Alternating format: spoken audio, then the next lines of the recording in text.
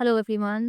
आज हम बच्चों करेंगे फिगर इट आउट का आपका 11 से लेके 15 तक और फिर इस चैप्टर को कर देंगे आज हम फिनिश। ठीक है, तो चलो स्टार्ट करते हैं। क्वेश्चन नंबर 11 पे मुझे वो कह रहा है कि इमेजिन अ स्ट्रेट रॉक, मतलब एक रोप ऐसे सीधी, ठीक है, रोप प्लस सी है। If it is cut once as shown in the picture we get two pieces, मतलब इसको अगर बीच में से कट कर देंगे, देखो जैसे फर्स्ट पिक्चर में इन्होंने कट किया तो मुझे कितने पीसेस मिलते हैं बच्चा? दो पीसेस मिलते हैं। If the rope is folded once and then cut as shown we get 3 pieces. अब इसी रोप को अगर ऐसे फोल्ड कर दूँ और बीच में से इसको कट कर दूँ तो मुझे कितने पीसेस मिलेंगे? 1, 2 और 3। Observe the pattern and find the pieces if the rope is folded 10 times. अब ऐसे फोल्ड करते करते अगर 10 बार कर दूँ तो मुझे कितने पीसेस मिलेंगे? अब इसको करने थोड़ी जाएँगे। अब क्या निकालेंगे? इसका एक्सप्रेशन निकालेंगे। हम देखेंगे ये का आपस में क्या रिलेशन है नंबर ऑफ फोल्ड्स का और पीसेस का। अब उसने मुझे पहले ही बोल दिया कि for the number of pieces when the rope is folded r types, को रोप को आर लाइन से फोल्ड करेंगे तो कितने पीसेस मिलेंगे, मुझे ये भी पता। तो चलो स्टार्ट करते हैं, पहले इसको हटा देते हैं यहाँ से। ठीक है ना, अच्छे से मैं आपको लिख के बताऊंगी इसको कैसे करते हैं, कोई डाउट नहीं बेटा। चलो पहले तो ये पिक्चर में देख लो एक बारी। ये एक रोप है, इसको एक बार कट किया, एक पीस के एक पीस के, फिर इसको फोल्ड कर दिया तो एक पीस के, दो और तीन, फिर इसको दोबारा से फोल्ड कर दिया तो एक, दो, तीन, चार। जब एक बार 0 फ़ोल्ड थे तो मुझे 2 पीस मिल रहे थे।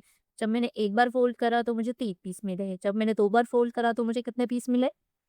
4 पीस मिले, है ना? इसका टेबल बनाते हैं जैसे हम कर रहे थे ना एग्ज़ाम्पल्स को सॉल्व। तो अगर फ़ोल्ड यहाँ लिखे और नीचे लिखे हम पीसेस जो हमें मिल रहे हैं। तो फ़ोल्ड जब 0 थे, जब यहाँ पे 0 फ़ोल्ड थे तो मुझे कितने पीसेस मिले थे? वो। फिर मैंने एक बार फ़ोल्ड किया तो मुझे कितने पीसेस मिले? 3। फिर मैंने 2 बार फ़ोल्ड कर दिया तो मुझे मिले 4। अब यहाँ पर तुम्हें क्या रिलेशन दिख रहा है बच्चा? 0 का 2 हो गया, तो मतलब क्या हुआ? इसमें +2 हो गया। 1 का 3 हो गया, तो मतलब क्या हुआ? 1 में 2 10 हो गया। 2 का 4 हो गया, तो मतलब इसमें क्या हुआ? +2 हो गया। तो पैटर्न मुझे पता चल गया, मतलब हर बार जितने फ़ोल्ड है उससे 2 ज़्यादा मुझे पीसेस मिल रहे हैं। क्वेश्चन में मुझे उसने पूछा था कितने? 10 टाइम्स करा तो कट किया तो कितने मिलेंगे? तो 10 टाइम्स से क्या होगा? 10 और 10 + 2 इक्वल्स टू 12। तो जब 10 टाइम्स करेंगे तो मुझे कितने पीसेस मिलेंगे? 12 पीसेस में के तो एक पार्ट तो इसका यहाँ पे सॉल्व हो गया। नीचे हम लिख देंगे as the number of pieces are two more than the folds, so we will get 12 pieces with 10 folds. तो पहले का आंसर ये हो गया, इसका आंसर मैंने दे दिया। ठीक है, अब वो कह रहा है what is the expression, expression बताओ। तो एक्सप्रेशन के लिए हम बोल देते हैं, उसने बोला था कितनी बार फोल्ड करना है? आर बार। So rope is folded r times, तो आर टाइम्स अगर आर फोल्ड्स हैं, यहाँ पर अगर टेबल में फिल करूँ मैं, आर फोल्ड्स होंगे तो नीचे पीसेस कितने होंगे? R+2 होंगे, है ना? तो ये मेरा एक्सप्रेशन निकल के आ गया। So for the expression we can write that number of fold is r. So number of pieces कितना आ जाएगा मेरे पास? R+2। सो यही मेरा एक्सप्रेशन होगा जो कि इसने मुझसे पूछा है। था ना सिंपल? बिल्कुल भी इसको कॉम्प्लिकेट नहीं करना है, ध्यान से करना है। Got it? चलो अब आगे देखते हैं। अब ये 12th क्वेश्चन है। अब इसको भी देखो, ध्यान से पढ़ो। पहले जरा पेन चेंज कर लेते हैं। ये कह रहा है look at the matchstick pattern below, observe and identify the pattern, how many matchsticks are required to hit 10 such squares. ठीक है, अब स्क्वायर्स बन रहे हैं और हर स्क्वायर में हमारे पास कितनी मैचस्टिक्स लग रही है ना, हमको ये बताना है। ऐसा एक एग्जाम्पल में भी था अभी हमारे पास पीछे। ठीक है, देखो ये एक स्क्वायर है, तो एक स्क्वायर में बच्चा कितनी मैचस्टिक लग रही है मेरे पास? 4। दो स्क्वायर्स में कितनी मैचस्टिक्स लग रही है? देखो मैंने कितनी ऐड करी है? 3, तो 7। फिर मैंने क्या किया? फिर मैंने तीसरा स्क्वायर बनाया तो मैंने फिर से 3 मैचस्टिक्स को ऐड कर दिए, मेरे पास बन गई 10 मैचस्टिक्स। अब ये मुझसे पूछ रहा है कि 10 स्क्वायर्स बनाने हैं मुझे। ठीक है, पहले तो मुझे रिलेशन पता होना चाहिए, क्या रिलेशन है। देखो इसमें हम थोड़ा सा अलग करेंगे। मैं आपको ना एक तरीका बताऊंगी जिससे ना आप सारे क्वेश्चन को सॉल्व कर लोगे। देखो जो इसमें पैटर्न फॉलो हो रहा है वो क्या फॉलो हो रहा है? सबसे पहले यहाँ पे पैटर्न लिखो 4, 7 और 10 एंड सो ऑन।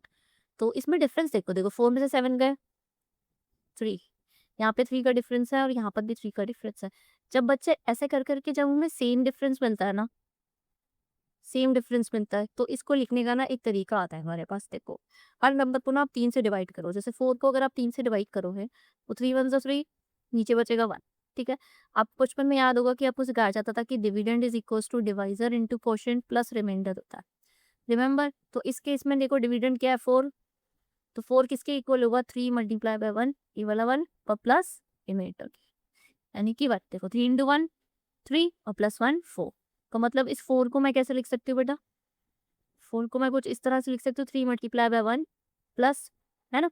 अब 7 को देखो, 7 किस तरह से लिखा जा सकता है, 7 को भी 3 से मल्टीप्लाई करो, सॉरी 3 से डिवाइड करो, 3 टू 6, नीचे बच गया 1। इसको कैसे लिखेंगे, 7 equals to 3 multiply by 2 plus 1, यहाँ पे लिख लेंगे 3 मल्टीप्लाई बाय 2 प्लस 1। अब ऐसे 10 के लिए लिखते हैं, तो 10 के लिए मेरे पास क्या हो रहा है ये, इसको 3 से डिवाइड करेंगे तो 3 3 से 9 आएगा हमारे पास और प्लस 1 10 हो जाएगा, है ना। एंड सो ऑन ये सीरीज हमारी चलती रहेगी। अब वो कह रहा है कि मुझे 10 स्क्वायर्स बना। अब आप इस पैटर्न को ध्यान से देखो 3 इंटू में 1 किया था हमने इस वाले केस पे, है ना। तो हमें स्क्वायर कितना मिल रहा था बच्चा, एक ही स्क्वायर बन रहा था। 3 इंटू में 2, इस केस में कितने स्क्वायर थे, देखो 2 ही स्क्वायर थे, यहाँ पे 2 है। इस केस में कितने स्क्वायर थे, देखो 3 स्क्वायर थे, तो यहाँ पे 3। तो मतलब हम देख रहे हैं कि ये वाला नंबर जो है जो चेंज होकर होता है ना। तो अगर मुझे nth टर्म चाहिए इसकी, मुझे नहीं पता कि कितनी ही चाहिए, तो मैं क्या कह सकती हूँ कि 3 मल्टीप्लाई बाय n प्लस 1 कर दो, जिसमें n क्या होगा, n होगा मेरा number of squares, number of squares. अब तुम मुझसे कितना भी पूछ लो, तुम मुझे बोल दो कि मैम मुझे ना अब इसके आगे का ही निकाल दो कि मैं 3 स्क्वायर है, अगर मुझे 4 स्क्वायर चाहिए तो मुझे कितने चाहिए होंगे। तो मैं 4 के लिए सीधा क्या करूँगी, n की जगह पे ना 3 इंटू में 4 प्लस 1 कर दूंगी, 12 प्लस 1 इक्वल्स टू 13 आंसर आ जाएगा कि मुझे 13 मैट्रिक्स चाहिए। ठीक है, करना कुछ नहीं है, 3 3 ऐड करते जा रहा है। अब यहाँ पे भी प्लस 3 करूँगी तो देखो 13 ही मिलेगा ना मुझे।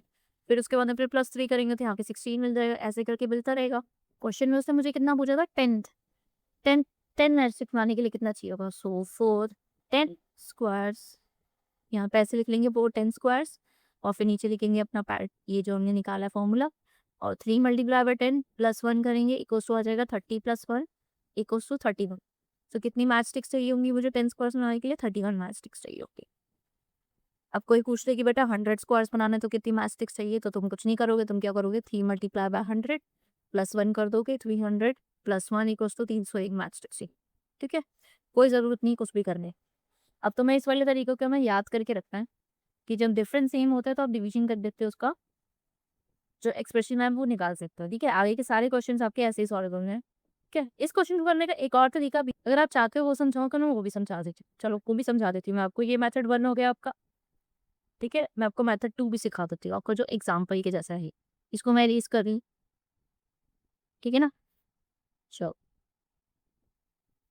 अब अगर तुम्हारे एग्जाम्पल के हिसाब से करूँ, जो एग्जाम्पल दे रखा है तो उसमें है कि स्क्वायर से रखे हैं मुझे, ठीक है, और नीचे लिखेंगे हम number of match sticks, number of match sticks, ये टेबल बना के इधर ही।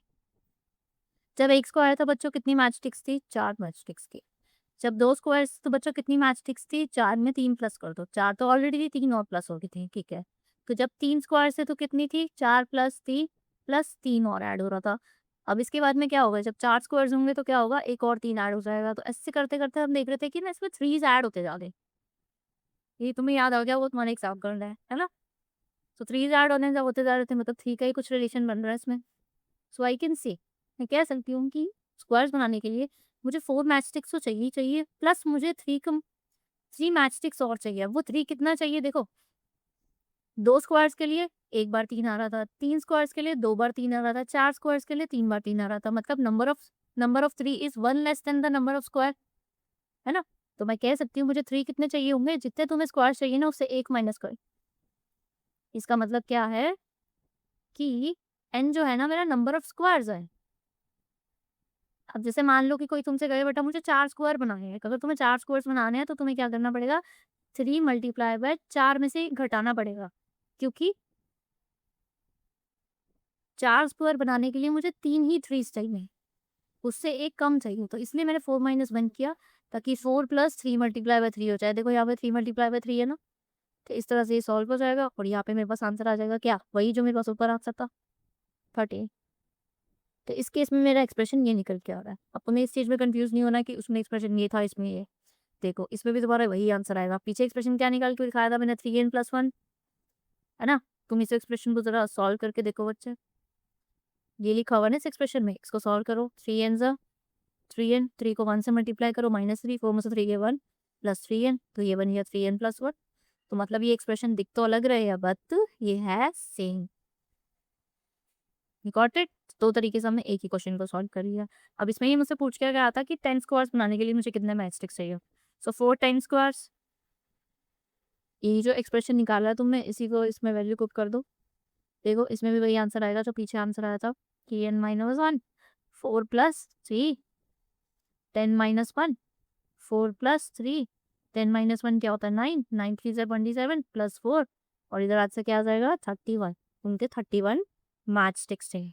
Got it? अब इस चीज में अगर नहीं समझ में आया तो उसको फिर से देख कर करी कि सेकंड स्टेप में मुझे 3 मैच स्टिक्स चाहिए। कितनी बार 3 आया? एक बार। थर्ड स्टेप में कितनी बार आया? 2 बार। फोर्थ स्टेप में कितनी बार आया? 3 बार। Number of 3 is 1 less than the squares, that's why यहाँ पे n माइनस 1 किया। 4 तो सब में ही चाहिए हो। ओके, ऐसे ही करते करते ये सीरीज आगे बढ़ती जाएगी और मैं रखते हुए फिफ्थ। अगर 5 स्क्वायर्स चाहिए तो क्या होगा? 4 प्लस 3 प्लस 3 प्लस 3 प्लस 3। 3 को कितनी बार लिखोगे? 4 बार। एक बार को।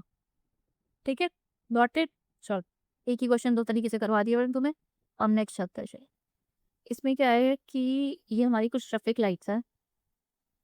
Have you noticed how the colors change in a traffic signal? The sequence of color changes is shown below. Traffic signal में क्या होता है ना, पहले रेड लाइट होती है, फिर येलो होती है, फिर ग्रीन हो जाती है, फिर येलो होती है, फिर रेड हो जाती है, फिर रेड के बाद फिर से सीक्वेंस चलेगा, येलो, ग्रीन, फिर येलो, फिर रेड, ऐसे करते करते सीक्वेंस चलता रहता है। अब ये लोग कह रहे हैं कि find the colour at 90 and 190 and three four, और फिर साथ ही में उसके एक्सप्रेशन भी लिख के बताने हैं। तो एक-एक करके निकालते हैं चलो, ठीक है? सबसे पहले तो देखो तुम्हें दिख रहा होगा, पहले ना हम येलो का निकालेंगे क्योंकि येलो का सबसे ईज़ी है ये। 4 फॉर येलो कलर, तुम देखो पैटर्न क्या है? 2 4 और यहाँ पे क्या आएगा? 6 8 10। तो ये हमें साफ दिख रहा है, ये क्या है? हमारा इवन नंबर्स का पैटर्न है। इसका पैटर्न लिखने जाओगे तो 2 इंटू में 1, 2 होता है, 2 इंटू में 2 4 होता है, फिर 2 इंटू में 3 6 होता है। तो इसकी में क्या हो रहा है? ये वाला नंबर चेंज हो रहा है आपका। ये आगे क्या होगा? सो वन इंक्रीज होता रहेगा। तो मैं यहाँ पर अगर एन लिख दूँ तो क्या आएगा मेरे पास? 2 तो ये जो 2 एन होगा यही मेरा एक्सप्रेशन होगा। एन क्या है मेरा? एन इसमें क्या हो सकता है? एन इसमें 1 2 3 हो सकता है ना? 1 2 3 आप एन को पुट कर दो, आपको पहला येलो कलर मिल जाएगा, आपको दूसरा येलो कलर, आपको तीसरा येलो कलर मिल जाएगा। तो इस तरह से आपको पता चल जाएगा कि कब आपको मिलेगा, ठीक है? तो वैसे सबसे पहले येलो कलर कब आएगा? सेकंड पोजीशन पे। दूसरी बार येलो पोजीशन कब आएगी? फोर्थ पे। तीसरी बार येलो पोजीशन कब आएगी? सिक्स्थ पे आएगी। सो ये येलो कलर का हो गया हमारा। चलो अब हम सॉल्व करते हैं आपका रेड कलर के। Four red colour. अब रेड कलर में मेरे पास क्या है कि पैटर्न देखते हैं पहले रेड कलर का क्या दे रखा है। 1 5 9 30 ऐसे करके इसका पैटर्न चल रहा है, ठीक है ना? इसको ऊपर भी अगर मैं लिख दूं यहाँ पे, ये 5 6 7 8 9 देखो, 1 5 9 फिर इसके आगे 13 आ जाएगा। तो इसमें देखो अब इसमें तो कोई टेबल नहीं चल रहा, तो डिफरेंस चेक करो कितना आ रहा है। 1 और 5 के बीच में कितना डिफरेंस है बताओ। उसके बाद में देखो 5 और 9 के बीच में कितना डिफरेंस है? 4 का डिफरेंस है, इधर भी 4 का डिफरेंस है, तो डिफरेंस सेम हो गया। मैंने अभी बताया था सेम डिफरेंस पे क्या करते हैं? डिवाइड करके देखते हैं। तो ये सारे के सारे नंबर्स को 1 से डिवाइड करके देख लो। जैसे 4 को 1 से डिवाइड करेंगे तो 4 0 से 0 और नीचे बच जाएगा 1। तो इसका एक्सप्रेशन क्या निकल के आएगा? इसका एक्सप्रेशन निकल जाएगा 4 मल्टीप्लाई बाय 0 प्लस 1। ठीक है, सो 1 को मैं कैसे लिख सकती हूँ? 4 मल्टीप्लाई बाय 0 प्लस 1। ऐसे ही 5 को आप डिवाइड करोगे तो क्या आएगा बच्चे? 4 वन जा 4 होता है, सो 4 वन जा 4 प्लस 1। उसके बाद में 9 को लिखेंगे तो कैसा आएगा? 4 टू जा 8 प्लस 1। 13 को लिखेंगे तो कैसा आएगा? 4 मल्टीप्लाई बाय 3 प्लस 1 फोर्टी से 12 प्लस 1। ऐसे करते करते हमारी सीरीज चलती रही है और इसके अंदर कौन सा नंबर चेंज हो रहा है मेरे पास? ये वाले नंबर चेंज हो रहे हैं। तो इसमें जो एक्सप्रेशन निकल के आएगा वो क्या निकल के आएगा? 4 multiply by n plus 1। N हम किसको लेते हैं? जो भी वैल्यू होती है ना हमारी चेंज होती रहती है उसको एडमिट। अब इसमें एन क्या है? एन ना हमारा 0 से स्टार्ट हो, 1 2 3 ऐसे करके सो ऑन जा रहा है। अब देखो सबसे पहला जो मुझे रेड कलर मिला है वो 0 पे मिला है, ठीक है? तो इसमें ध्यान रखना है कि एन की वैल्यू क्या है। पहला रेड निकालना है तो उसमें एन की वैल्यू 0 है, मतलब एक कम लेना है आपको उसको। Okay, got it? Job. 4 red colour देख लिया, अब 4 येलो कलर देखते हैं। सॉरी येलो तो हो गया ना हमारा, हमें क्या देखना है? ग्रीन देखना है। 4 ग्रीन कलर, ग्रीन कलर, ये हमारे पास ग्रीन कलर है। सो ग्रीन कलर का पैटर्न क्या है? 3 3, 7, 11 और 15 ऐसे करके ये बाटा चलता जाएगा इसमें। अब इसमें भी देखो डिफरेंस देख लेते हैं, देखो 4 का डिफरेंस आ रहा है सब जगह पे। तो सेम वही हम फॉर्मूला यूज़ करेंगे अपना इसमें भी। सबसे पहले 3 के लिए लिखेंगे, 3 कैसे लिखा जाएगा हमारा, 4 मल्टीप्लाई बाय 0 प्लस 3, ठीक है? इसको डिवाइड करके दिखा दूँ मैं आपको यहाँ पे। तो 3 अंदर रखेंगे, 4 बाहर, 4 0 ज़ा 0, नीचे बचेगा 3, 4 मल्टीप्लाई बाय 0 प्लस 3। फिर उसके बाद में 7 को देखेंगे, सो 4 मल्टीप्लाई बाय 1 प्लस 3। फिर 11 को लिखेंगे, 4 मल्टीप्लाई बाय 2 प्लस 3। अब इसके अंदर क्या हो रहा है बच्चों, ऐसे करते ही पैटर्न चलता जाएगा और इसमें भी चेंज कौन सी वैल्यू हो रही है, ये वाली वैल्यू चेंज हो रही है। जो वैल्यू चेंज हो रही है उसको ले लेंगे n, 4 multiply by n plus 3। So expression में मेरे पास क्या निकल के आ जाएगा, 4n प्लस, और इसमें जो n की वैल्यू है वो कहाँ से स्टार्ट हो रही है, 0 से स्टार्ट हो रही है। इस चीज़ का ध्यान रखना है आपको कि n की वैल्यू कहाँ से स्टार्ट हो रही है।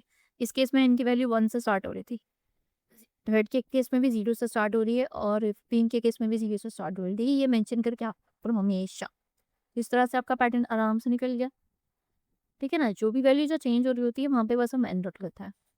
और n क्या है हमारा, पोजीशन ऑफ ग्रीन कलर, ठीक है ना? पहला ग्रीन कलर कहाँ आएगा, 0 पे, दूसरा ग्रीन कलर कहाँ आएगा, 1 पे। बस एक कम लेकर के चलना है। Got it?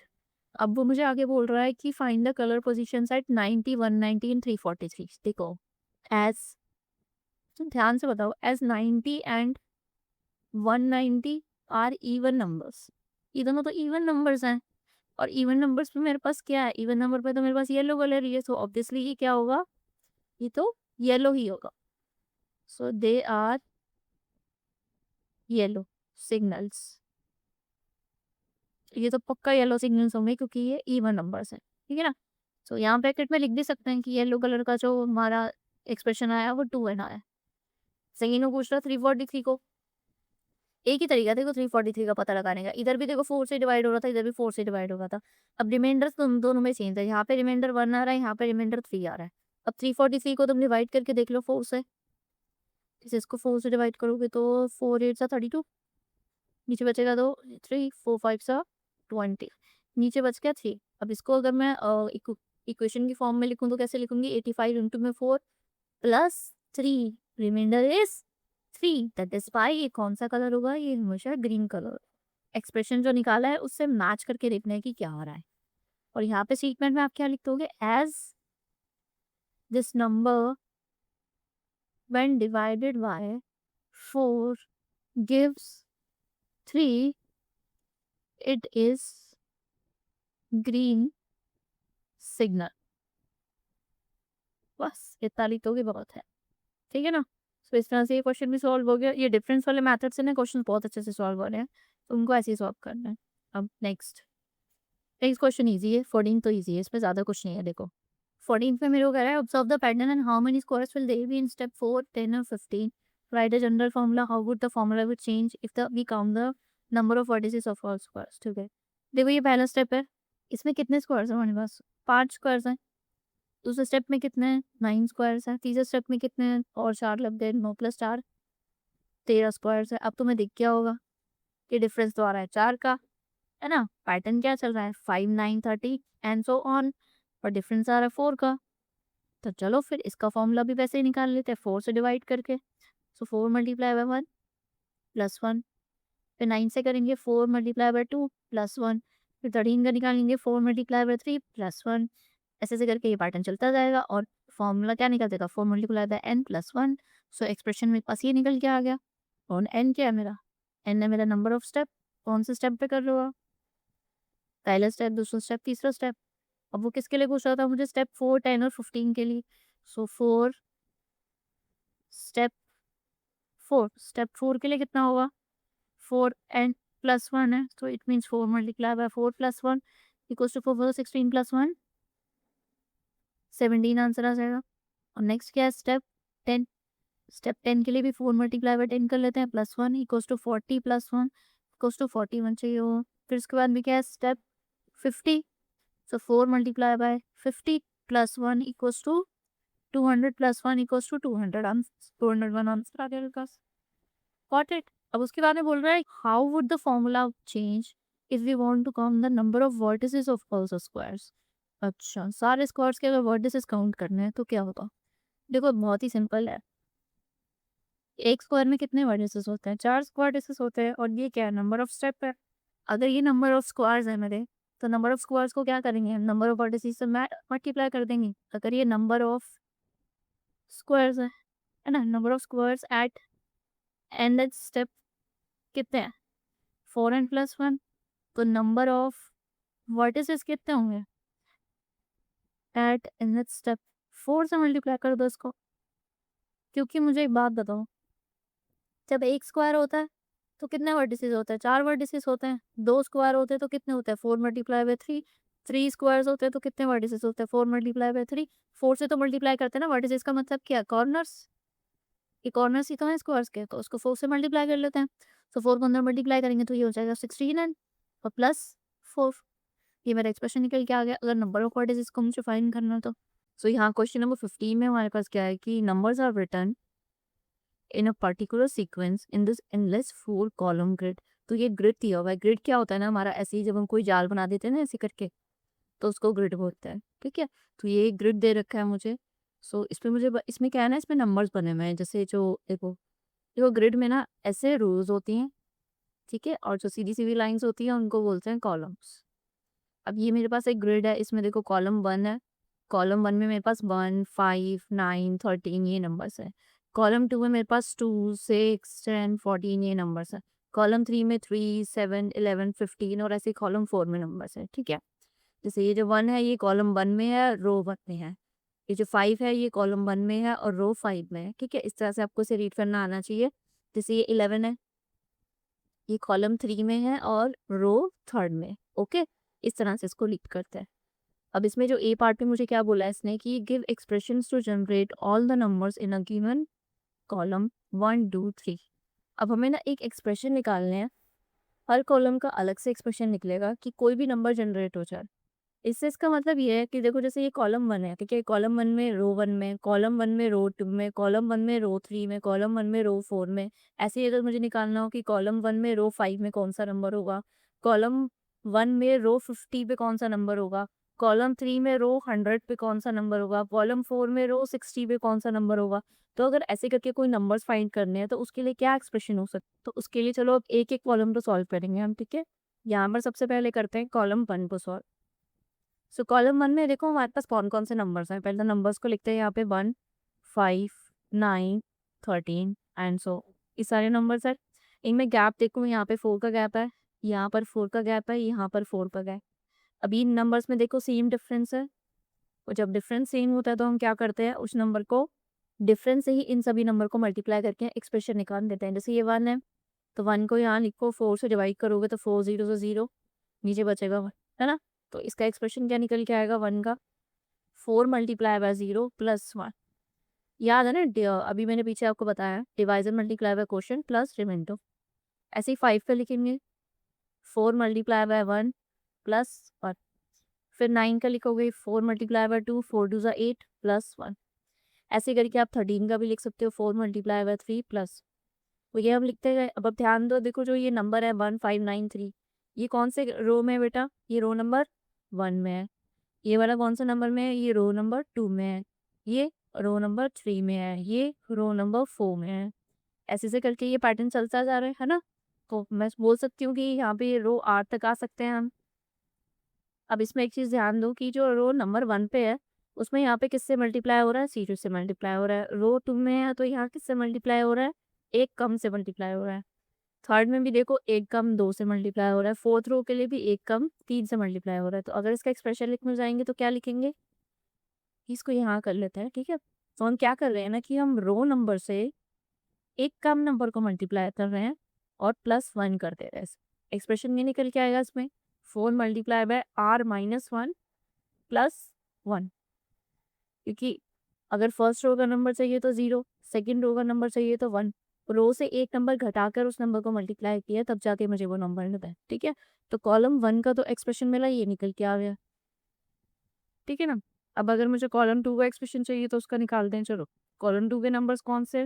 2, 6, 10, 14। सबसे पहले क्या करेंगे? डिफरेंस को चेक करेंगे। यहाँ पे भी 4 का डिफरेंस है देखो। तो सिमिलर वे में इसके भी हम सारे के सारे निकाल लेंगे। जैसे 4 से ही डिवाइड करेंगे। सो 4 मल्टीप्लाई बाय 0 प्लस 2 करेंगे इसको। 6 को डिवाइड करेंगे तो 4 मल्टीप्लाई बाय 1 प्लस 2। 10 को निकालोगे तो 4 मल्टीप्लाई बाय 2 प्लस 2। 14 को निकालोगे तो 4 मल्टीप्लाई बाय 3 प्लस। अब ये किसके लिए है? ये रो 1 के लिए है, ये रो 2 के लिए है। आपको दिख रहा है ना, ये रो 1, रो 2, रो 3, रो 4, रो 3 के लिए है और ये रो 4 के लिए है। और ऐसे करते करते अगर मुझे आर रो के लिए चाहिए हो तो आर रो के लिए यहाँ पर भी देखो, जो रो नंबर से एक कम नंबर से मल्टीप्लाई हो रहा है यहाँ पर, तो एक्सप्रेशन मेरा क्या बन जाएगा यहाँ पर, 4 multiply by r minus 1 plus 2। Same expression बन गया है ना, बस यहाँ पर 1 प्लस हो रहा था, यहाँ पर 2 प्लस हो रहा है। सो इट मीन्स रिमाइंडर में यहाँ पर 2 रहेगा जब 4 से डिवाइड करेंगे इन नंबर्स को। अब कॉलम 3 का देखते हैं, चलो। कॉलम 3 में मेरे पास नंबर्स है 3, 7, 11, 50। अब इनका गैप चेक करो तो देखो यहाँ भी 4 ही गया था, तो मतलब यहाँ भी 4 से निकालेंगे। सो 3 के लिए क्या होगा बच्चा, 4 मल्टीप्लाई बाय 0 प्लस 3। 7 के लिए क्या होगा, 4 मल्टीप्लाई बाय 1 प्लस 3। 11 के लिए क्या होगा, 4 मल्टीप्लाई बाय 2 प्लस 3। 15 के लिए क्या होगा, 4 मल्टीप्लाई बाय 3 प्लस। सो ऐसे करके ये चलता जाएगा। ये रो 1 के लिए है, ये रो 2 के लिए है, ये रो 3 के लिए है और ये रो 4 के लिए। ऐसे ही करते करते अगर आर 4 तक आ जाओगे तो आपको क्या मिल जाएगा, यहाँ पर भी सेम देखो, आर में से 1 माइनस ही करना पड़ेगा, क्योंकि यहाँ पर भी जो ये नंबर मल्टीप्लाई हो रहा है ये रो नंबर से एक कम मल्टीप्लाई हो रहा है, तब जाकर के मुझे पता चला। ठीक है ना। सो इसका एक्सप्रेशन ये निकल के आ गया। अब इन एक्सप्रेशन से क्या हेल्प होता है हमारा, मान लो कि आपसे कोई पूछ रहा है कि बेटा कॉलम 1 का ना मुझे बता दो कि 7th नंबर कौन सा होगा, तो आप क्या करोगे बेटा, आप इसमें आर की वैल्यू 7 लिखोगे, -1 करोगे और +1 कर दोगे। 7 में से 1 गया कितना होता है, 6 होता है।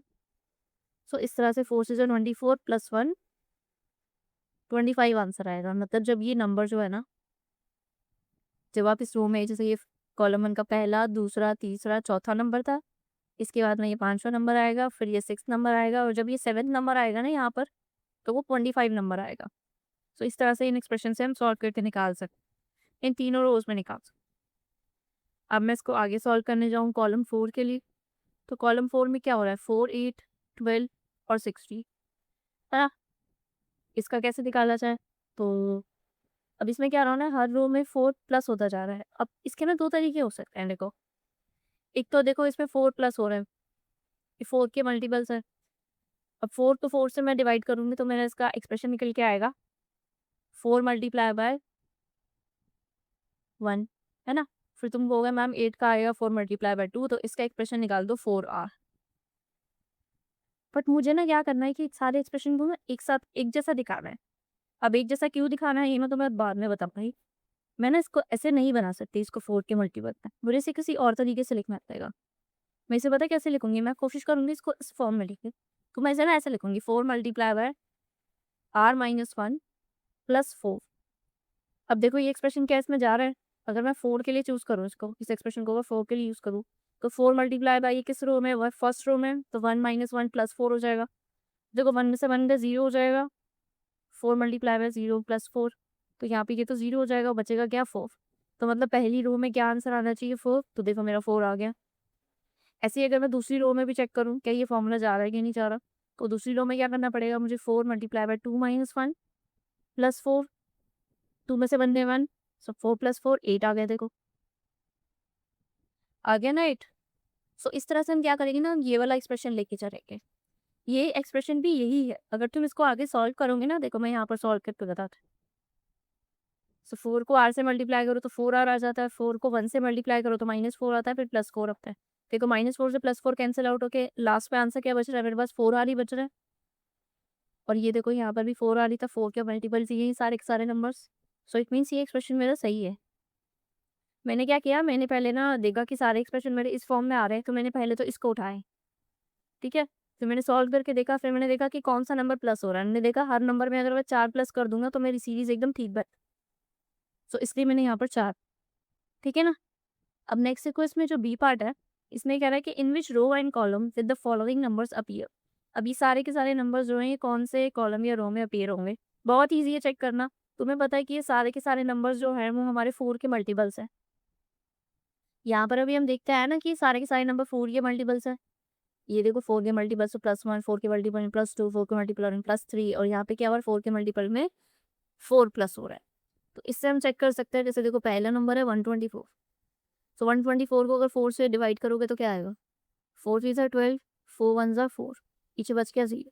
तो अगर मैं इसका एक्सप्रेशन लिखने जाऊँ तो क्या होगा, 4 मल्टीप्लाई बाय 31 प्लस 0, यही एक्सप्रेशन होगा। तो तुम्हें याद होगा कि पीछे हमने क्या देखा था, जो ये 4 के मल्टीपल्स में है, ये वाला जो कॉलम 4 है, ये 4 के मल्टीपल्स में सीधा 4 को r से मल्टीप्लाई करो, आ जाता है आंसर। और इस केस में तो मेरे पास रिमाइंडर भी 0 बचेगा, राइट। सो मैं कह सकती हूँ ये 4 का मल्टीपल है। तो अगर ये 4 का मल्टीपल है तो इसका मतलब है कि जो ये है ये 4 मल्टीप्लाई बाय r है। तो ये 31 क्या हुआ है, 31 इसका रो नंबर हुआ। तो इसका रो कितना कौन सा होगा, इसका रो होगा 31 और कॉलम कौन सा होगा बच्चों, कॉलम इसका 4 होगा। बिकॉज ये किस एक्सप्रेशन की तरह लग रहा है, ये इस एक्सप्रेशन की तरह लग रहा है। ठीक है ना, दोनों एक्सप्रेशन का यूज हो गया इसमें। अब नेक्स्ट देखते हैं, देखो नेक्स्ट इसमें क्या है 147, 147 तो चलो डिवाइड करते हैं। सो 147 को डिवाइड करेंगे तो 4 3 ज़ा 12, नीचे बचेगा 2, ऊपर से आया 7, 4 6 ज़ा 24, नीचे बच गया 3। अब इसमें देखो रिमाइंडर 3 बचा है। सो अगर इसको मैं 4 के मल्टीपल्स में लिखने जाऊँ तो मैं कैसे लिखूंगी, 4 मल्टीप्लाई बाय 36 प्लस 3। अब हमें पता है कि जो हमारी इक्वेशन होती है वो कैसी होती है बच्चा, 4 multiply bye r minus 1 plus 3 होता है। तो मुझे रो लिखना पड़ेगा यहाँ पे। तो रो कौन सा होगा, रो इससे एक ज़्यादा होगा, 36 नहीं होगा, 37 माइनस 1, इस तरह से ये एक्सप्रेशन लिखा जाएगा और ये आंसर आएगा बस, है ना। क्योंकि हमें तो एक कम लिखना है ना यहाँ पे। तो इस केस में मेरे पास रो कौन सी आ जाएगी बच्चों, 37 आएगी। और कॉलम मेरे पास कौन सा आ जाएगा, थर्ड कॉलम। आप थर्ड पार्ट में देखते हैं इसको, देखते थर्ड पार्ट में क्या है 20। सो 201 को सॉल्व करेंगे तो 4 5 ज़ा 20, नीचे आएगा 1, 4 0 ज़ा 0, नीचे बचेगा 1। अब इसको लिखने जाओगे तो लिखेंगे 4 मल्टीप्लाई बाय 50 प्लस 1। अब यहाँ पर 1 है, हमें पता है कि पहले कॉलम में रिमाइंडर 1 था, दूसरे में 2 था, तीसरे में 3 था, है ना। और चौथे में क्या होगा, रिमाइंडर 0 आएगा यहाँ पर, क्योंकि वो 4 के मल्टीपल्स है। सो इस केस में क्या होगा, इस केस में r माइनस 1 में चेंज करोगे इसको भी, 4 multiply bye r minus 1 plus 1 होता है एक्सप्रेशन। तो 4 मल्टीप्लाई बाय यहाँ पे क्या लिखेंगे 51 माइनस 1 प्लस, तो रो निकल के आ जाएगी 51 और कॉलम निकल के आ जाएगा 1। सो इस तरह से ये क्वेश्चन हो गया सॉल्व में। अब देखो, अब सी पार्ट देखते हैं। सी पार्ट में वो कह रहा है what number appears in row r and column c. अब ये मेरे से ना एक सिंपल जनरल फॉर्मूला पूछ रहा है, जनरल फॉर्मूला पूछ रहा है, या फिर पूछ लो कि समझ लो कि एक्सप्रेशन पूछ रहा है जो सब पर ही मतलब मेरा अप्लाई हो जाए। अच्छा मुझे बताओ, कॉलम 1 का मेरा एक्सप्रेशन क्या था, 4 multiply bye r minus 1 plus 1। Column 2 का मेरा एक्सप्रेशन क्या था, 4 multiply bye r minus 1 plus 2। Column 3 का एक्सप्रेशन था 4 multiply bye r minus 1 plus 3। अब कॉलम 4 की बात आती है, देखो कॉलम 4 में देखो हम ये वाला एक्सप्रेशन यूज नहीं करेंगे क्योंकि मुझे इस सबका एक जैसा एक्सप्रेशन चाहिए। तो मैंने जो ये वाला एक्सप्रेशन तुम्हें बताया था ना, यहाँ पर तुम दोनों एक्सप्रेशन लिख देना वहाँ पर, ठीक है। हम ये वाला एक्सप्रेशन यूज करेंगे यहाँ पर और यहाँ लिखेंगे कॉलम 4। सो कॉलम 4 का एक्सप्रेशन क्या है, r माइनस 1 प्लस 4। इस तरह से ये सारे निकल गए। अब मुझे एक बात बताओ, ये तो ठीक है रो नंबर है, ये क्या है, ये भी तो कॉलम नंबर है। एक्सप्रेशन मेरा जनरल फॉर्मूला क्या निकल के आएगा, एक्सप्रेशन निकल के आएगा 4 multiply bye r minus 1 plus column number. यहाँ पर तुम रो नंबर डाल दो, यहाँ पे तुम कॉलम नंबर डालो। ये कॉलम ही तो है, first column, second column, third column, fourth column, तो निकल गया मेरा general formula. Got it. So इस तरह से ये करना था।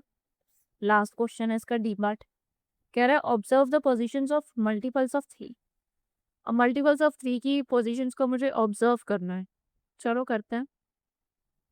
ये रहा 3, फिर ये रहा 6, फिर ये रहा 9, ये 3 के मल्टीपल्स है। उसके बाद में क्या है मल्टीपल्स मेरे, 3 के मल्टीपल्स पता होगा, ये 12 15, और अगर इसको मैं आगे लिखूं उसके आगे 16 17 18 19 20 21 22 23 24, ठीक है। तो चल अब इसको देखते हैं। तो फिर ये 12 15 18 और 21, तुम देख रहे हो कि ये कुछ इस तरह से लाइन में जा रहा है डायगनली। तो इसका क्या बनेगा हमारे पास, कह रहा है if we mark the multiples of 3 3 6 9 12 15 18 on the grid, their position form a diagonal stepping pattern moving downwards and to the left। हाँ डायगनल पैटर्न बन रहा है, डायगनली जा रहे हैं और लेफ्ट के साइड जा रहे हैं सारे, ठीक है। सो बस यही पैटर्न बन रहा है, इसमें बता दिया मैंने पोजीशंस कैसे इसकी आ रही है। Thank you so much for watching the video बच्चों। सो चैनल को सब्सक्राइब जरूर करना और वीडियो अच्छी लगी तो इसको लाइक करके और मुझे बता के जरूर जाना ये क्वेश्चन आपको कैसे अच्छे लगे। और समझ में आया कि नहीं आया। कोई भी डाउट हो तो मुझसे आप पूछ सकते हो कमेंट सेक्शन में। मैं पूरी कोशिश करूँगी आपके डाउट को क्लियर करने की, ठीक है? Take care, bye bye.